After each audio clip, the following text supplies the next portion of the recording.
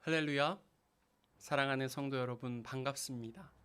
8월의 마지막 주일, 거룩하신 주님의 말씀을 통하여 은혜를 받고자 이 시간 함께 예배드리는 모든 성도님들을 주님의 이름으로 환영하고 또 축복합니다.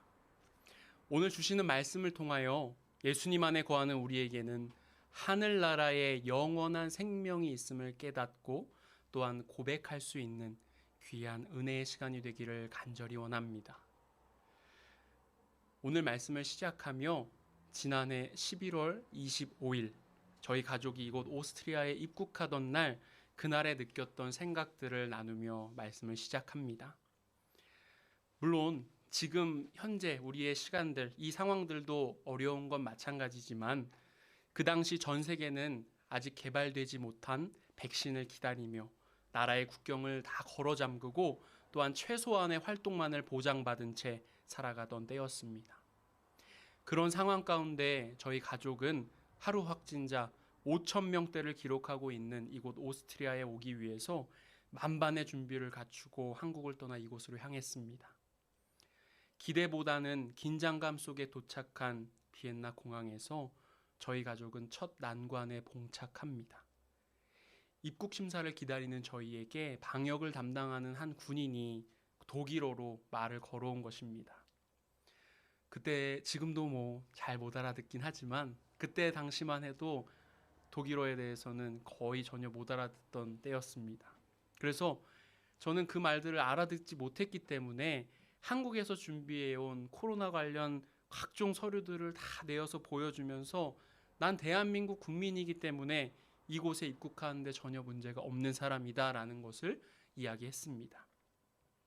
하지만 서로 말이 통하지 않아서 그렇게 시간만 흘러가게 되었고, 저는 이곳으로 입국하지 못하면 어쩌나 하는 긴장과 걱정에 온몸에 땀이 흐르기 시작했습니다. 말도 잘 통하지 않는 곳에서 홀로 그것을 감당해야만 하는 그 시간이 참 무섭고 또 힘이 들었었습니다.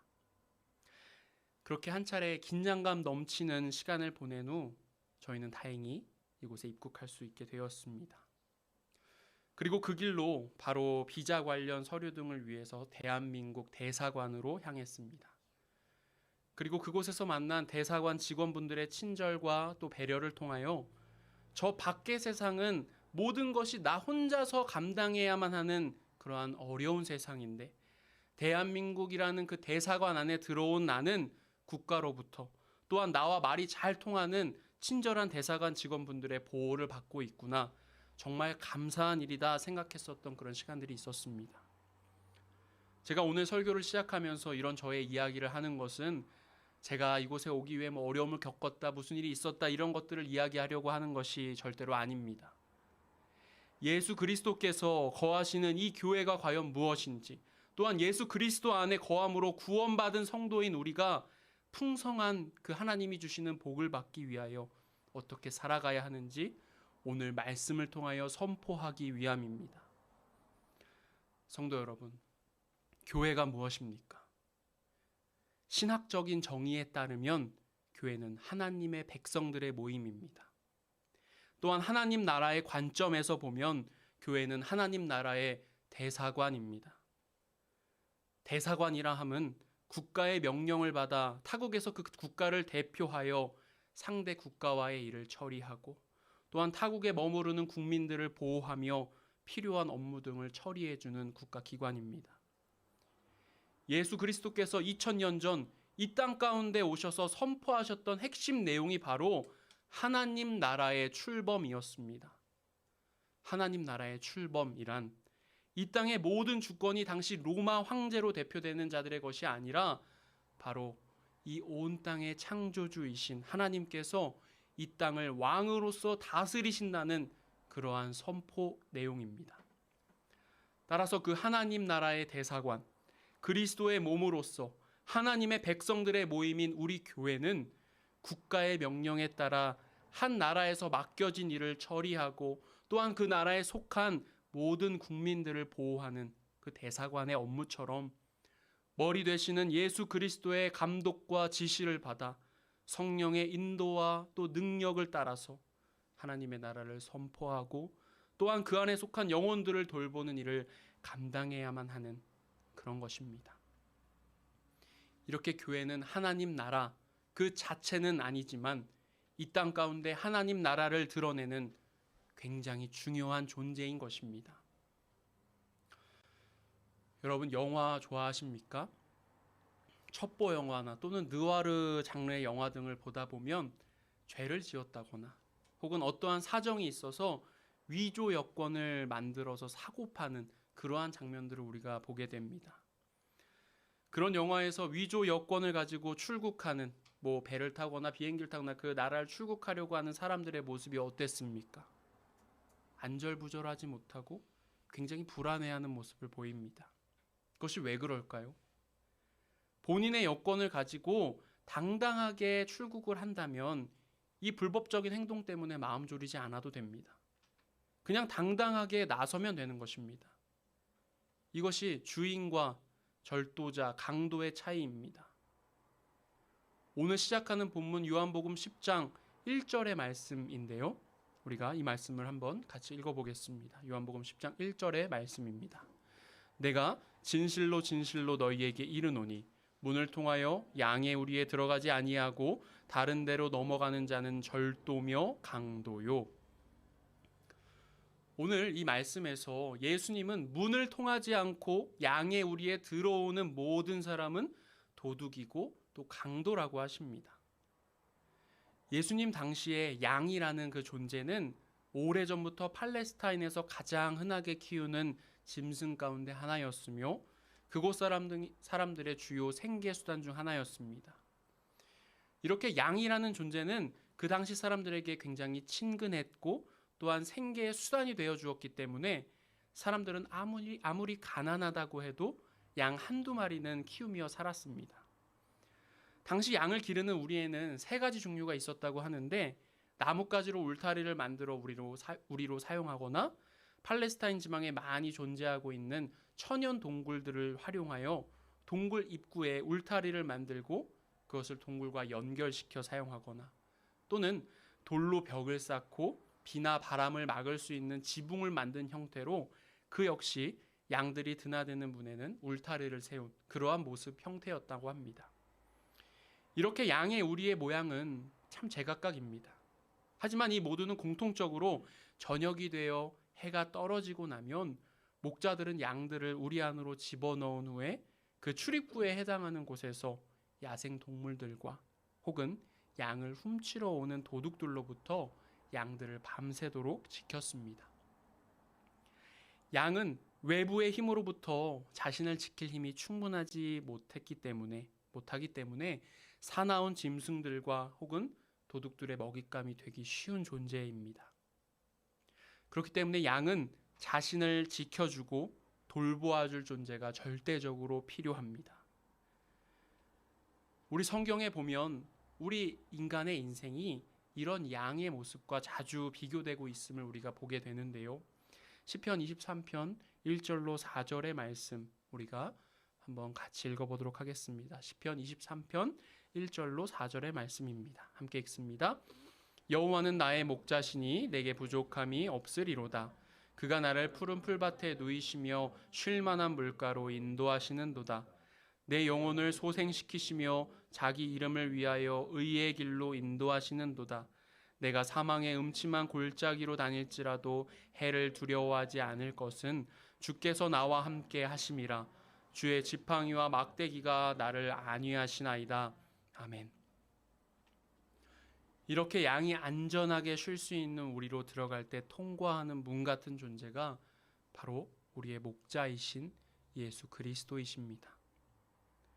그러나 그 정상적인 문을 통해 들어가지 않고 다른 데로 넘어서 들어가는 자들, 그들을 말씀에서는 절도자고 또 강도라고 표현하고 있는데 이러한 것들은 우리의 인생을 혼란에 빠뜨리는 것들로 비교해 볼 수가 있겠습니다. 사랑하는 여러분, 우리 모두는 주님 앞에 한없이 연약하고 또 보호받아야 할 양과 같은 존재들입니다. 그리고 주님께서는 진리 가운데 그리고 하나님의 뜻 안에서 우리를 인도해 주시고 또 보호해 주고 계심을 잊지 않고 살아갈 수 있기를 간절히 원합니다. 예수님께서는 우리가 앞서 읽었던 이 말씀을 전하시며 또다시 한 번 더 내가 진실로 진실로 말한다 하시며 이어지는 7절과 같이 이야기하십니다. 요한복음 10장 7절의 말씀을 우리가 한번 같이 읽어보겠습니다. 함께 읽습니다. 그러므로 예수께서 다시 이르시되 내가 진실로 진실로 너희에게 말하노니 나는 양의 문이라. 아멘. 예수님이 자신을 가리켜 뭐라고 말씀하고 계시죠? 자신을 가리켜 양의 문이라고 말씀하고 계십니다. 그리고 앞서 자신을 통하여 들어오지 않은 사람들은 모두 나쁜 목적을 가지고 찾아온 강도요 도둑질하는 자들이라 말씀하셨었습니다. 예수님께서 왜 자신을 양의 문이라고 하셨을까요? 예수님께서 자신을 양의 문이라고 말씀하신 그 첫 번째 이유는 모든 사람들은 예수 그리스도를 통해서만이 하나님 앞으로 나아갈 수 있기 때문입니다. 여러분, 문이 무엇이죠? 크기가 어떻든 모양이 어떻든 문의 본질은 그것을 통하여 사람이 통행할 수 있느냐 없느냐, 그것이 가장 중요한 문의 본질입니다. 예수님께서 자기를 가리켜 양의 문이라고 하셨던 것도 모든 사람들이 자신을 통하여 하나님께로 출입할 수 있기 때문입니다. 여러분, 원죄 아시죠? 원죄, 즉 아담과 하와가 하나님의 명령에 불복종하여 선악을 알게 하는 나무를 열매를 먹은 그 죄로 인하여 그 죄를 지은 이래로 사람들은 죄의 노예가 되어 살아가기 시작했습니다. 사도 바울은 로마서 3장에서 죄인인 이 인간의 본질에 대해 분명하게 우리에게 증거하고 있습니다. 로마서 3장 23절의 말씀입니다. 우리가 한번 같이 읽습니다. 모든 사람이 죄를 범하였음에 하나님의 영광에 이르지 못하더니. 최초의 인간이 지었던 하나님의 명령을 어긴 그 원죄로 인하여 우리의 인간들에게 들어온 그 죄는 하나님의 피조물이자 하나님의 백성인 우리에게 심각한 문제를 야기시킵니다. 바울이 로마서 3장 23절에서 말한 것처럼 죄는 우리를 하나님의 영광에 이르지 못하게, 즉 우리와 하나님 사이의 관계를 단절시켰습니다. 아담과 하와가 죄를 지은 후 에덴 동산에서 쫓겨났던 것처럼 죄로 하여금 하나님의 품에서 우리를 쫓겨날 수밖에 없게 만들었습니다. 거룩하신 하나님과 죄인된 우리의 관계는 분명히 아버지와 또 자녀의 관계지만 죄로 인하여 심판자와 처벌을 받는 대상이 되어버렸기 때문에 완전한 합의를 이루지 못하고 서로 떨어져 존재하게 되었습니다. 그러나 그렇게 합의를 이루지 못하는 존재로서 살아가는 것, 그것만으로 모든 문제가 해결된 것은 아니었습니다. 여러분, 식물이 줄기로부터 줄기가 뿌리로부터 떨어져 나오면 어떻게 되죠? 결국 죽게 됩니다.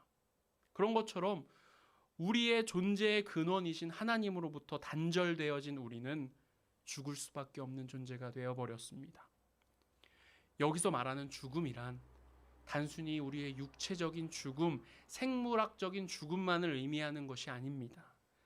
하나님으로부터 단절된 우리의 죽음, 즉 영적인 죽음까지도 의미하고 있는 것입니다.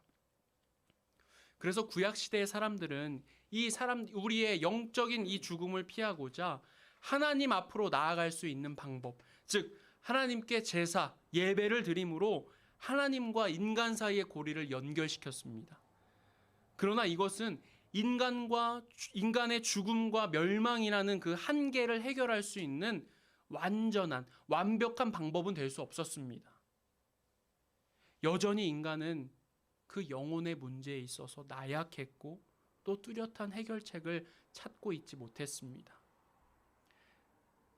이렇게 죽을 수밖에 없는 우리에게 누가 오셨습니까? 예수 그리스도께서 오셨습니다. 그리고 몸소 십자가에서 단 한 번 피 흘려 희생의 제물이 되어 돌아가심으로써 죄로 인하여 하나님으로부터 분리된 우리 인간은 이제 온전하게 하나님 앞으로 나아갈 수 있는 그 그러한 완전한 존재가 되었습니다.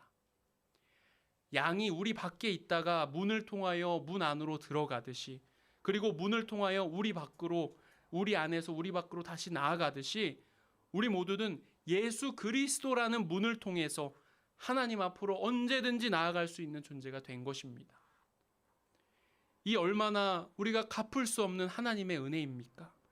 주님의 그 사랑을, 주님의 그 희생을 기억하며 우리는 오직 예수 그리스도를 통하여 하나님 앞으로 나아갈 수 있음을 반드시 기억할 수 있기를 간절히 소망합니다. 예수님께서 자신을 양의 문이라 말씀하신 두 번째 이유가 있습니다. 그 두 번째 이유는 모든 사람은 예수님을 통하여 풍성한 삶의 축복을 누릴 수 있기 때문입니다. 처음에 문의 본질을 이야기하며 문을 통한 출입에 대해서 우리가 이야기했었죠. 이번에 이야기할 문의 본질은 보호에 대한 이야기입니다. 문은 그 안으로, 그 문 안쪽으로 들어오면 안 되는 것들에게는 굳게 닫혀서 그것들의 출입을 금하는 역할을 하며, 그 안으로 들어와야 하는 것들에게는 그 문을 활짝 열어서 환영의 표시를 합니다. 예수 그리스도께서는 양의 문으로 오셨는데, 이렇게 문으로 오신 이유에 대해서 오늘 본문 요한복음 10장 9절부터 10절에서는 이렇게 이야기하고 있습니다. 요한복음 10장 9절부터 10절의 말씀을 우리가 한 목소리로 읽어보겠습니다. 내가 문이니 누구든지 나로 말미암아 들어가면 구원을 받고 또는 들어가며 나오며 꼴을 얻으리라. 도둑이 오는 것은 도둑질하고 죽이고 멸망시키려는 것뿐이요 내가 온 것은 양으로 생명을 얻게 하고 더 풍성히 얻게 하려는 것이라. 아멘. 예수님께서 이 땅에 오신 것은 우리로 하여금 구원을 얻게 하고 생명을 얻게 하고 더 풍성한 삶을 살게 하기 위함이었습니다. 멸망당할 수밖에 없는 우리는 예수 그리스도를 통하여 무엇을 받았죠? 구원을 받았습니다. 그리고 그런 우리에게는 그전과는 전혀 다른 새로운 삶이 기다리고 있습니다. 전혀 다른 새로운 삶, 그것이 바로 풍성한 삶입니다. 하지만 여러분, 우리가 잘 기억해야 해요. 우리가 풍성한 삶과 풍요로운 삶에 대해 착각해선 절대로 안 됩니다. 예수님을 믿는다고, 구원을 받았다고 우리 인생이 세상이 부러워하는 풍요로운 삶만을 살게 되는 것은 절대로 아닙니다. 예수 그리스도를 믿고 전혀 다른 새로운 삶을 살아가는 그리스도인들에게도 수없이 많은 문제들이 발생합니다. 그렇지만 우리가 그들과 다른 점은 무엇입니까? 예수님을 통하여 풍성한 삶을 누리고 사는 우리들은 그 모든 문제를 다른 각도에서 바라볼 수 있게 된다는 차이가 있는 것입니다. 그리고 그 문제들을 전혀 다른, 세상의 사람들과는 전혀 다른 시각으로 바라보기 때문에 그 문제 때문에 우리의 삶이 뒤죽박죽이 되고 모든 것을 포기해버리는 그러한 선택을 하는 것이 아니라 그 문제로 인하여 그 삶이 더욱더 풍성하고 더 풍요롭게 되는 밑거름이 되는 것입니다. 주님께서 우리에게 허락하신 풍성한 삶을 떠올려 보십시오. 모든 것을 초월하여 우리 인생에 간섭하고 계시는 위대하신 하나님의 섭리와 역사를 기억해 보십시오. 하나님께서는 그 모든 것을 우리에게 값없이 허락해 주셨습니다. 또한 무엇보다도 자신의 하나밖에 없는 독생하신 예수 그리스도를 우리를 위해 아끼지 않고 보내주셨습니다. 우리 그리스도인들은 하나님께서 허락하신 이러한 풍성함이 우리에게 있음을 매일의 삶 속에서 깨닫고 또한 누리며 살 수 있어야만 합니다. 사랑하는 성도 여러분, 우리 모두의 삶이 하나님의 은혜로 풍요롭고 또한 풍성한 삶이 되어 하나님을 마음껏 찬양하며 살아갈 수 있는 삶이 되기를 간절히 소망합니다. 그리고 이어서 예수님께서는 우리에게 그렇게 풍성하고 풍요롭게 살 수 있는 비결을 알려주고 계십니다. 오늘 본문 요한복음 10장 4절과 5절의 말씀인데요. 제가 한번 읽어보겠습니다. 요한복음 10장 4절과 5절입니다. 자기 양을 다 내놓은 후에 앞서가면 양들이 그의 음성을 아는 고로 따라오되 타인의 음성은 알지 못하는 고로 타인을 따르지 아니하고 도리어 도망하느니라.